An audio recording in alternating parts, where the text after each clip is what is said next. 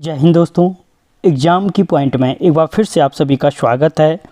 दोस्तों, आपके आने वाले एग्ज़ाम के लिए यहाँ पे कंप्यूटर की पूरी कंप्लीट क्लास आपको प्रोवाइड की जाएगी। अगर आप चैनल पे नए हो तो चैनल को सब्सक्राइब जरूर करें। वीडियो अच्छा लगे तो लाइक और शेयर ज़रूर करना।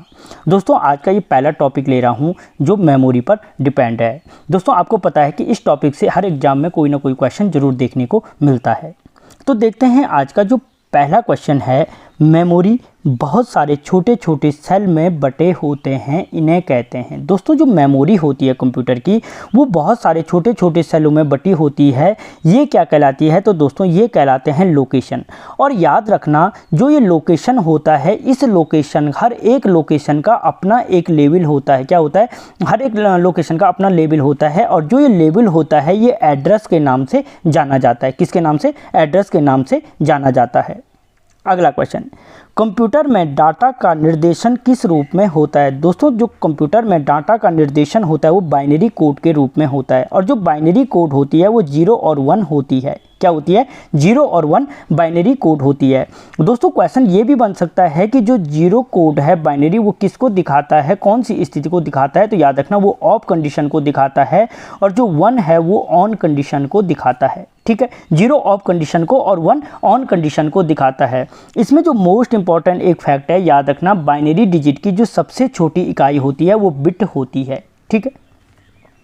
अगला क्वेश्चन, कंप्यूटर मेमोरी के प्रत्येक लोकेशन में, जो मैंने अभी कहा छोटे छोटे सेल मिलकर क्या बनते हैं? लोकेशन में निश्चित बिट स्टोर की जाती है। जो बिट मैंने अभी बोला सबसे छोटी इकाई है, यह क्षमता कहलाती है। दोस्तों, कंप्यूटर मेमोरी के प्रत्येक लोकेशन में निश्चित बिट स्टोर की जाती है। और जो ये स्टोर करने की क्षमता है ये क्या कहलाती है? तो ये वर्ड लेंथ के नाम से जानी जाती है। और पूछा जा सकता है कि वर्ड लेंथ इनमें से निम्न में से कौन सी वर्ड लेंथ नहीं होती है? तो याद रखना, जो ये वर्ड लेंथ होती है 8, 16, 32 और 64 के रेशियो में आती है। ठीक है।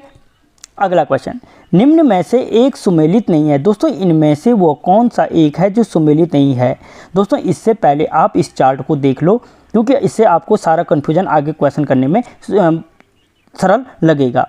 जो कंप्यूटर की मेमोरी है वो प्राइमरी मेमोरी और सेकेंडरी मेमोरी दो टाइप में बांटा गया है।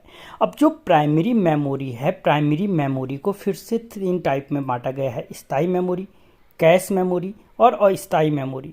नॉन वोलेटाइल, वोलेटाइल और कैश मेमोरी में बांटा गया है। ठीक है। अब जो प्राइमरी, अगर पूछा जाए कि प्राइमरी मेमोरी के टाइप कितने हैं, तो 3 प्रकार की प्राइमरी मेमोरी होती है।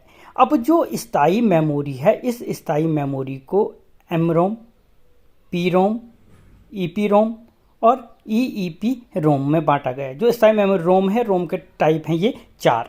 अब कैश मेमोरी हो गया। इस अस्थायी जो मेमोरी है उसको स्टैटिक रैम और डायनेमिक रैम, आगे क्वेश्चन आएंगे रैम कितने टाइप की होती है, तो स्टैटिक रैम और डायनेमिक रैम ये 2 प्रकारों में डिवाइड किया गया है। अब अगर हम यहाँ पे द्वितीय मेमोरी को देखें तो द्वितीय मेमोरी जो सेकेंडरी मेमोरी होती है वो क्या है? मैग्नेटिक टेप के रूप में और डायरेक्ट के रूप में। तो मैग्नेटिक टेप के रूप में क्या होती है? मैग्नेटिक डिस्क होती है जिनमें हार्ड डिस्क और फ्लॉपी डिस्क आती है। ऑप्टिकल डिस्क होती है, ऑप्टिकल डिस्क के अंतर्गत सीडी रोम। अगर कभी ऑप्टिकल डिस्क का उदाहरण पूछा जाता है तो उसके अंतर्गत CD ROM, CDR, CD read and write, DVD, BRD, HYD आती हैं। और जो इलेक्ट्रॉनिक स्टोरेज होती हैं, इलेक्ट्रॉनिक स्टोरेज के अंतर्गत फ्लैश मेमोरी और मेमोरी कार्ड आते हैं। तो थोड़ा सा इस चार्ट को माइंड में सेट कर लो, सारे मेमोरी के क्वेश्चन इसी के अंतर्गत बनेंगे। इनमें से कौन सा सुमेलित नहीं है? Banking store memory. क्योंकि जो प्राइमरी मेमोरी है, प्राइमरी मेमोरी को ही मुख्य मेमोरी कहते हैं या सेमीकंडक्टर मेमोरी के नाम से जाना जाता है। तो ये 3 क्या हैं? प्राइमरी मेमोरी के नाम है। प्राइमरी मेमोरी बोलो, मुख्य मेमोरी बोलो या सेमीकंडक्टर मेमोरी बोलो। अगला क्वेश्चन, निम्न में कौन सा प्राइमरी मेमोरी का भाग नहीं है? दोस्तों, इनमें से प्राइमरी मेमोरी का भाग कौन सा नहीं है? तो इनमें ऑप्टिकल मेमोरी क्या है? प्राइमरी मेमोरी का भाग नहीं है, ऑप्शन डी। जबकि स्थायी मेमोरी, अस्थायी मेमोरी और कैश मेमोरी तीनों के तीनों क्या हैं दोस्तों? जो नॉन वोलेटाइल मेमोरी है, वोलेटाइल मेमोरी है, कैश मेमोरी है, ये तीनों के तीनों क्या हैं? प्राइमरी मेमोरी के भाग हैं। ठीक है। अगला क्वेश्चन, निम्नलिखित में से स्थायी मेमोरी का भाग है। दोस्तों, जो स्थायी मेमोरी है, जो नॉन वोलेटाइल मेमोरी है, उसका भाग कौन सा है? तो ये सारे के सारे क्या हैं? उसके भाग हैं, जो मैंने आपको आगे बताया था, जो रोम है। कई बार इसकी फुल फॉर्म पूछता है तो read only memory, P ROM programmable read only memory, या EP ROM erasable programmable read only memory. याद रखना, read only memory, programmable read only memory, erasable programmable read only memory. अगला क्वेश्चन, रोम का पूर्ण रूप है दोस्तों, अभी थोड़ी देर पहले बताया, रीड ओनली मेमोरी है। अगला क्वेश्चन, डॉट डॉट इन हो रखा है, एक प्रकार की अस्थायी मेमोरी है जो स्टार्टअप के लिए ज़रूरी है और पावर बंद होने पर इरेज नहीं होती है। दोस्तों इनमें से वो कौन सी मेमोरी है जो स्टार्टअप करने के लिए ज़रूरी होती है कंप्यूटर को और पावर बंद करने पर इरेज नहीं होती है? तो वो मेमोरी कौन सी है दोस्तों? तो वो मेमोरी है रोम, जिसे मैंने अभी थोड़ी देर पहले बोला रीड इन ओनली मेमोरी कहा जा है। और दोस्तों इसी रीड ओनली मेमोरी को क्या कहते हैं? बिल्ट इन मेमोरी भी कहते हैं। बिल्ट इन मेमोरी के नाम अगर पूछा जाए बिल्ट इन मेमोरी कौन सी है, तो रीड ओनली मेमोरी को क्या कहते हैं? बिल्ट इन मेमोरी भी कहते हैं, जिसको हम केवल पढ़ सकते हैं, उसको चेंज नहीं कर सकते हैं। अगला क्वेश्चन, सेकेंडरी स्टोरेज मीडिया से हार्ड डिस्क में सॉफ्टवेयर प्रोग्राम को कॉपी करने की प्रक्रिया कहलाती है। दोस्तों जो सेकेंडरी स्टोरेज मीडिया से हार्ड डिस्क में सॉफ्टवेयर को प्रोग्राम को कॉपी करने की जो प्रक्रिया होती है वो इंस्टॉलेशन कहलाती है। क्या कहलाती है? इंस्टॉलेशन कहलाती है। अगला क्वेश्चन, रोम में उपस्थित स्थायी प्रोग्राम कहलाते हैं। दोस्तों जो मैंने कहा रीड ओनली मेमोरी है, उस रोम में जो रोम होता है रीड ओनली मेमोरी है, उसमें जो स्थायी प्रोग्राम होते हैं वो किस नाम से जाने जाते हैं? तो बायोस के नाम से जाने जाते हैं। और अगर कभी बायोस की फुल फॉर्म पूछे BIOS, तो इसकी जो फुल फॉर्म होती है बेसिक इनपुट आउटपुट सिस्टम होती है। क्या होती है? बेसिक इनपुट आउटपुट सिस्टम होती है। ठीक है दोस्तों, चैनल को सब्सक्राइब कर लो, वीडियो को लाइक कर लो। अगला क्वेश्चन, जब पीसी पर किसी डॉक्यूमेंट पर कार्य करते हैं तब डॉक्यूमेंट अस्थायी रूप से स्टोर होता है। दोस्तों जब पीसी पर हम किसी डॉक्यूमेंट पर कार्य करते हैं तब डॉक्यूमेंट अस्थायी रूप से किस में स्टोर होता है? तो दोस्तों जो ये स्टोर होता है ये स्टोर होता है आपके किस में? रैम में। किस में? रैम में। और रैम की जो फुल फॉर्म है दोस्तों वो क्या है? रैंडम एक्सेस मेमोरी है। ठीक है, रैंडम एक्सेस मेमोरी है। और जो ये रैम है ये किसका भाग है? तो अस्थायी मेमोरी का भाग है या वोलेटाइल मेमोरी का भाग है, जिसे जहाँ पे पावर कट होगा इसका सारा का सारा डेटा क्या हो जाएगा? इरेजेबल हो जाएगा। अगला क्वेश्चन, कंप्यूटर में कितने प्रकार की मेमोरी पाई जाती है? तो दोस्तों कंप्यूटर में 2 प्रकार की मेमोरी पाई जाती है। अभी मैंने आगे चार्ट बता दिया था, प्राइमरी मेमोरी और सेकेंडरी मेमोरी। प्राइमरी मेमोरी जिसे मेन मेमोरी भी कहते हैं या सेमीकंडक्टर मेमोरी भी कहते हैं। और जो सेकेंडरी मेमोरी होती है उसे सहायक मेमोरी या बैंकिंग स्टोर मेमोरी के नाम से भी जाना जाता है। अगला क्वेश्चन, कंप्यूटर के जिस भाग में डाटा एवं प्रोग्राम रखे जाते हैं कहलाता है। दोस्तों कंप्यूटर के जिस भाग में प्रोग्राम डाटा और प्रोग्राम रखे जाते हैं वो क्या कहलाता है? तो वो मेमोरी कहलाता है। अगला क्वेश्चन, कंप्यूटर की मुख्य मेमोरी होती है। दोस्तों जो कंप्यूटर की मुख्य मेमोरी होती है वो कौन सी, वो क्या होती है? तो याद रखना वो क्या होती है? एक भीतरी मेमोरी होती है जो मदरबोर्ड के बगल पे चिप के रूप में लगी रहती है।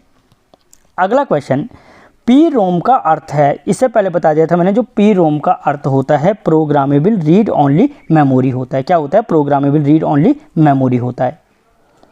अगला क्वेश्चन, निम्न में से किसमें बर्निंग की क्रिया पराबैंगनी किरणों की सहायता से दोहराई जा सकती है? दोस्तों इनमें से वो कौन सी मेमोरी है जिसमें बर्निंग की क्रिया को, याद रखना जो डेटा हम CD या जो भी कंपैक्ट डिस्क में या DVD में स्टोर करते हैं उसको बर्न करना कहा जाता है।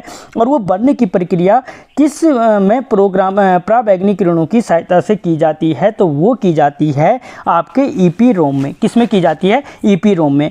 और EPROM का मतलब है erasable programmable read only memory.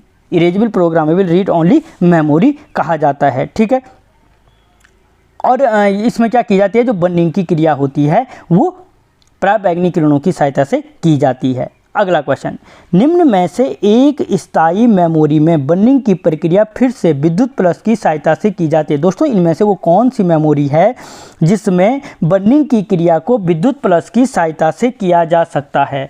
अभी मैंने आपको बोला कि पराबैंगनी किरणों में जो बर्निंग की क्रिया है वो EPROM में की जाती है पराबैंगनी किरणों की सहायता से। अब ये बोल रहा है जो बर्निंग की क्रिया है वो विद्युत प्लस की सहायता से किस में करते हैं?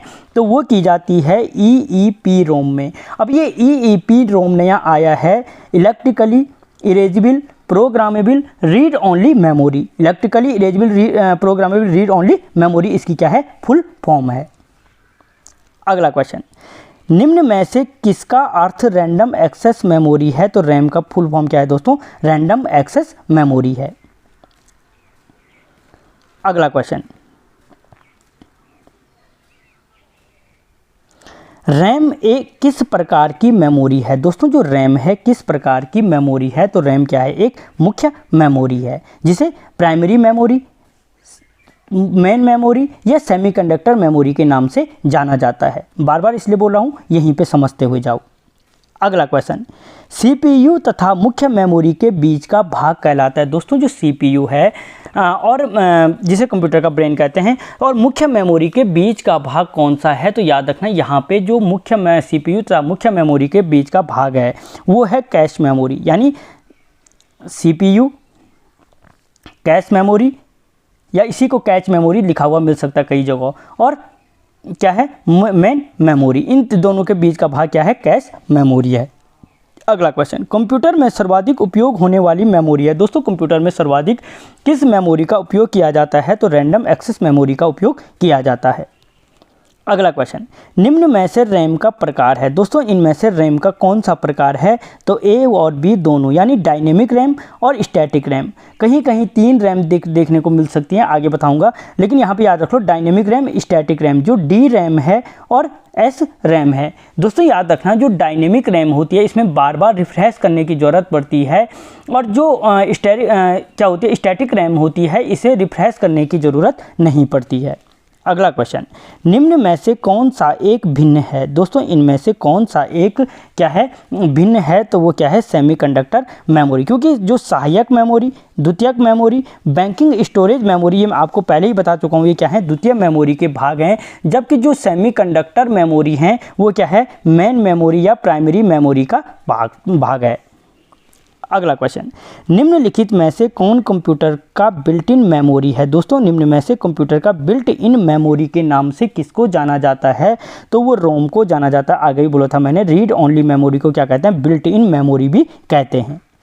अगला क्वेश्चन, फ्लैश क्या है? दोस्तों जो फ्लैश है, फ्लैश क्या है? एक प्रकार की रैम है, इसीलिए 3 प्रकार की रैम होती है, वो को लिखा गया है कई जगह, डी रैम, एस रैम और फ्लैश रैम।